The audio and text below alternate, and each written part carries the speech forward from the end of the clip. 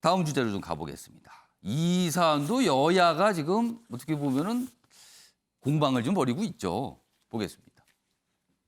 역선택 논란 점입 가경이다. 점입 가경이라는 표현이 등장했습니다.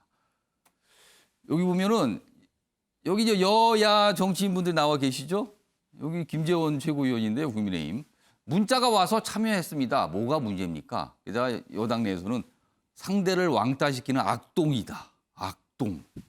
국민의힘 경선론 겨냥한 내부용 혹시 아닐까? 뭐 이런 해석도 있습니다. 해석입니다, 그냥. 기사 하나 더 있습니다. 보시죠. 여당은요, 김재원 경선 참여는 정치 선동이다. 그러다 야당, 아니 추미애 후보 지지가 역선택이라고요? 그럼 추미애 후보는 뭐가 됩니까? 뭐 이런 설명이 있었습니다. 네. 이게 그러니까 김재원 국민의힘 최고위원이 민주당 선거인단에 포함이 됐잖아요. 본인 신청을 하셔갖고 이게 이제 시작이 된 겁니다. 그리고 이준석 대표가 김재원 최고위원을 약간 두둔한 듯한 발언을 했거든요. 그에 대해서 여당은 또 반발하고 있고요. 이준석 대표는 오히려 아니 민주당의 그 선거인단 그런 시스템 이거 취약점 알려준 것뿐인데 왜 그러십니까? 화이트 해커예요. 이렇게 또 반응이 나왔습니다. 자, 그럼요. 관련 영상부터 확인해 보겠습니다.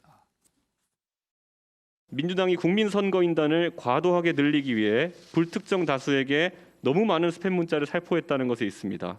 민주당 경선 룰의 취약점을 알려준 김재원 최고위원은 누가 봐도 화이트 해커입니다. 제 생각으로는 건전한 상식으로 후보 경선에 참여하기 위해서 선거인단에 신청을 했습니다. 도대체 뭐가 불법이라는 겁니까? 무식하니까 별 소리를 다 하십니다.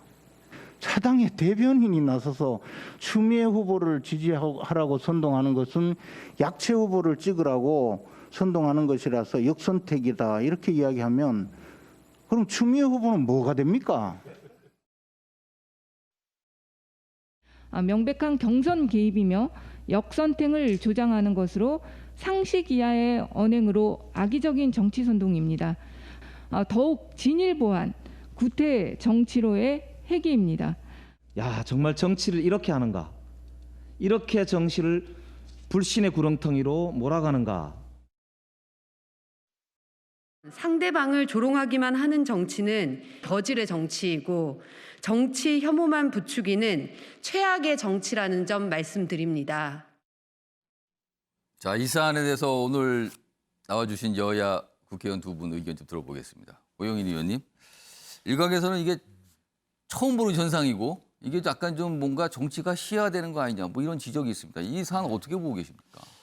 네, 이게 한마디로 보면 이제 정치적 금도를 넘어선 행위다 이렇게 볼 수가 있겠습니다.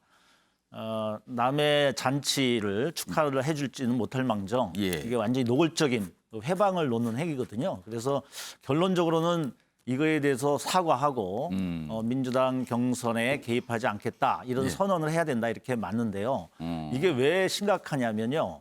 물론 우리 지금 이번에 경선 제도가 국민 경선인 제도이기 때문에 역선택을 근본적으로 저희들이 막을 수는 없습니다. 누구나 참여할 수 있는 희망하는 거죠. 국민들이 다 참여할 수 있기 때문에 그것을 열어놓은 겁니다.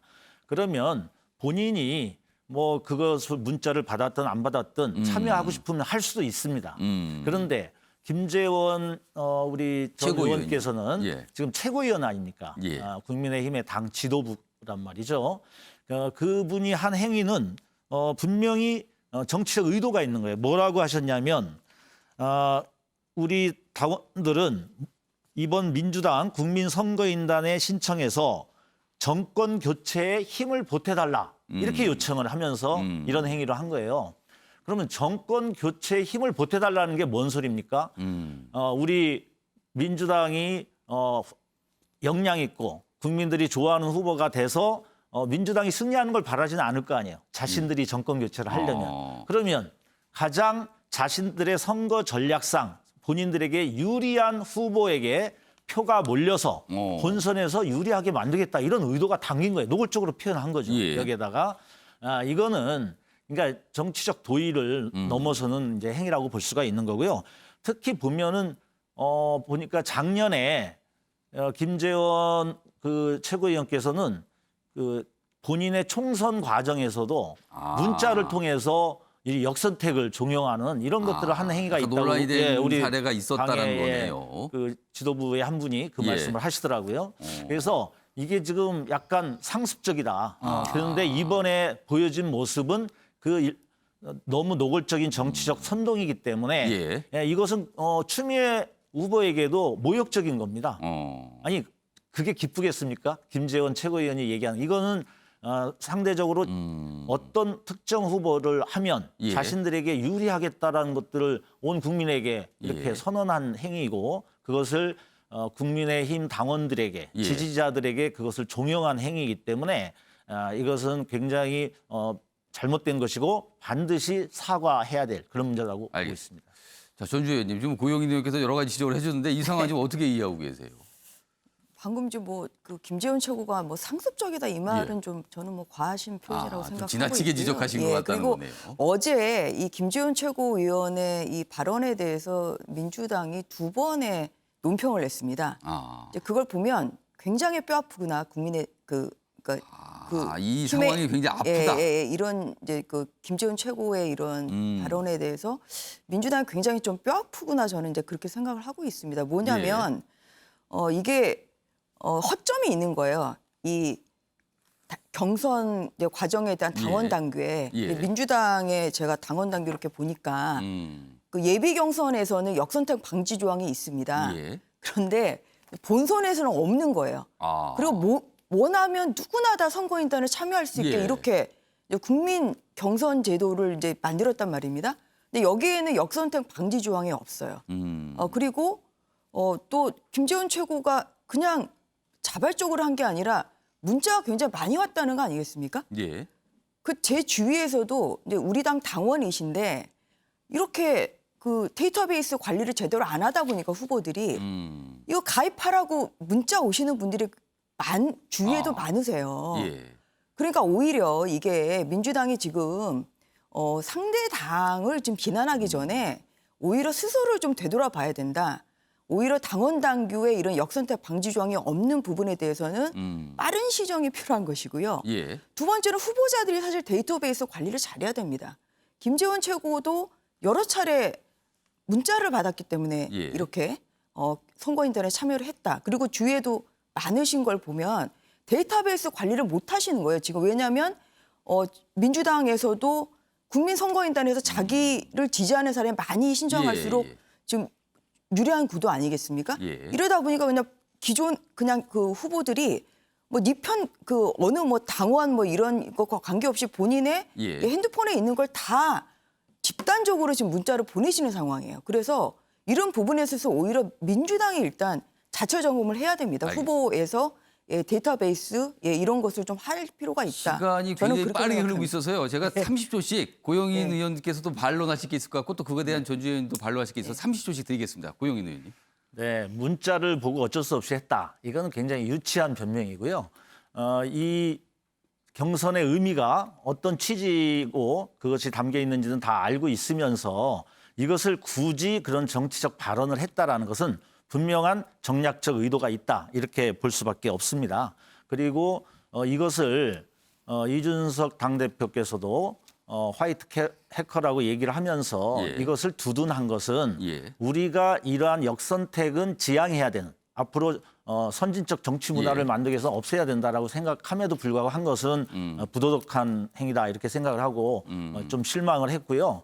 우리가 예비 경선에서도 사실은 역선택 방지 장치는 근본적으로는 못합니다. 어차피 당을 묻는 절차가 있지만 당도 다르게 묻고 들어올 수 있거든요. 그렇기 때문에 우리가 이것은 전체 정치 문화를 바꾸기 위해서 서로 노력해야 될 부분이고 이 부분은 분명히 사과해야 될 지점이다. 이렇게 혹시 생각합니다. 이 국민의힘은 아직 경선룰이 확정이 안 됐지만 그것도 역선택 방지 조항이 없다면 네. 민주당 소속인 분들이 혹시 이런 비슷한 사례가 그렇죠. 또 생길 수도 있을까요? 예, 그동안의 경험으로 보면 근본적인 방지책은 없습니다. 왜냐하면 당을 물어보는데 예. 제가 어느 당을 지지하냐 그러면 국민의힘을 지지한다고 들어가고 해서 예. 반대로 누를 수가 있거든요. 예. 그렇기 때문에 이것은 우리의 문화를 바꾸기 위한 상호 노력이 필요한 거고 예. 최소한 자신들이 개인으로는 그렇게 할 수도 있을지 있을지언정 정치 지도자가 예. 이렇게 노골적인 정략적 의도를 밝히는 행위는 우리가 제한돼야 된다 이렇게 생각합니다. 알겠습니다. 예, 전주혜 의원님.